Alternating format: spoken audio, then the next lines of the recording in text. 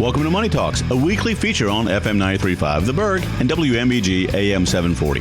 Today we will talk just a little bit about money, maybe some of the things you can do with it, how it can impact your life, some ideas on financial planning and investing, and getting the most out of the money you hope to have, already have, or want to pass down.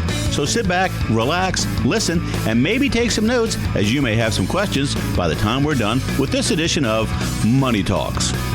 Good morning, Dan Joss. Welcome to Money Talks. How are you doing today? I'm doing well, thank you. Good. So we've talked about some great things, but we're going to talk about some other things that maybe aren't so great in everybody's mind. Retirement. Everybody likes the idea, but I'm not sure everybody understands that it's not just a day at the beach. It's not a day at the beach. It's the latter part of your life.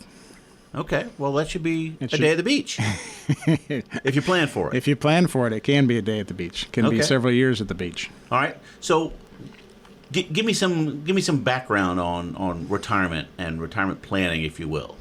Well, most people think, when they think retirement, they think no more work and no more income.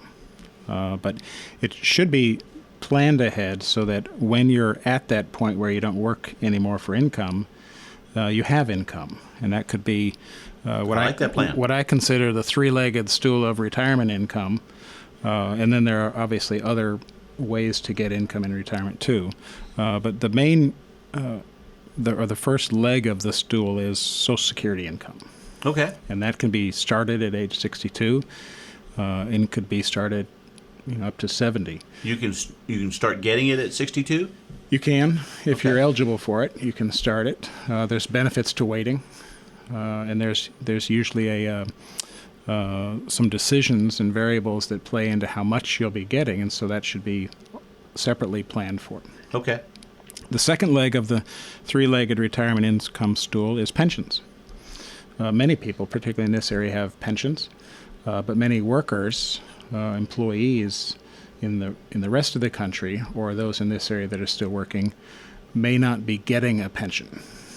Okay. Certainly, private pensions, like for corporations, have become either less generous or they've stopped altogether. Now, that's like if you work for a big airline company or something, and they put together a pension.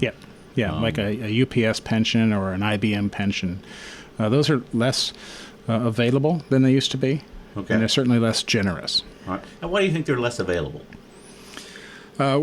Companies don't want, several reasons. One is companies don't want to be providing a pension for their employees anymore. They've made it easier with the defined contribution plan to have employees save for their own retirement through a 401k or a 403b for the nonprofit world.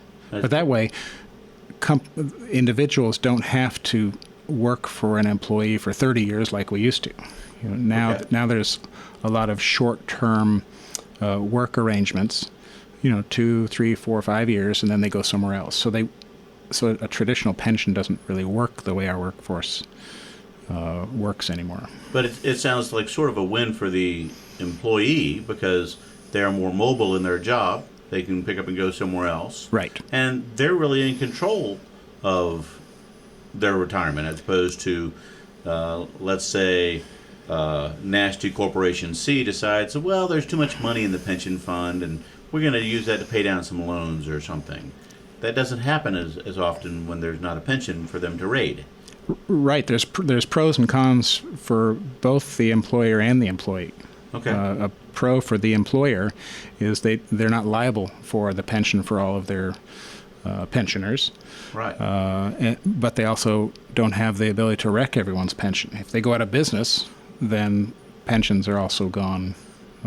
Could be too. Okay. And for the employee, I can save as much as I want for my pension. There are maximums, and those change every year with the cost of living. But I can save a good amount of my income into a deferred retirement plan for my retirement. Okay. And then I can control, to a good extent, the investments that I'm invested in to get even more growth. Okay. Well, good. The con is if I don't save for my retirement through the employer-sponsored retirement plan, then I don't have any money for retirement. That would be a con. So Yes, that would be bad. so the responsibility is now usually with the employee. Well, it sort of makes sense because they're the one who has the most invested in their retirement. They should. And these were just private pensions. The public pensions, like the federal government or the Commonwealth of Virginia, many that the teachers have, or some municipalities, aren't as funded as they used to be. Okay. And so I said a private company can go out of business. A municipality can also go bankrupt. Right. And we're seeing that around the country also. And now there's several states that have reported that they're not fully funded with regard to the future liability of pensions. Okay. So, All right, so pensions are a thing that's kind of going by the wayside. So let's talk about the other stool or leg of the stool that probably really applies to everybody, or should perhaps apply to everybody. it should, because it's becoming more important. There's personal savings. Okay. That personal savings can be done to an individual retirement account, or it could be done to a regular taxable investment account. It's just the idea of spending less than you're earning so that your future self will have more. Spending less than you're earning so that your future self may have more. That seems like a good concept that most Americans aren't grasping. Well, and if they don't grasp it, then they'll Grasp a tin can and sit on the sidewalk? they'll collect a smaller Social Security benefit. Okay. And that's what many are doing right now. Right. Because they didn't or couldn't save personally, and they're not offered a pension, and didn't take advantage of the employer-sponsored retirement plan, and all that's left is Social Security. Okay. And I would guess that will become less generous in the future. I would guess so. All right. So, wrapping this up, because we're short on time, as always, because you are a wealth of knowledge, no pun intended, being a wealth guy.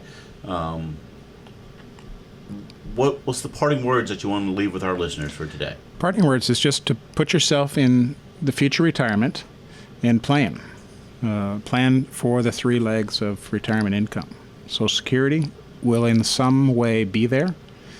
Retirement savings, if it's through a employer plan or your own 401k or something, make sure that that's there. And then personal savings, whether that's on a tax-deferred basis, a tax-free basis through a Roth account, or an after-tax account, just setting some aside for the future needs when you're retired on the beach and no longer working for your salary.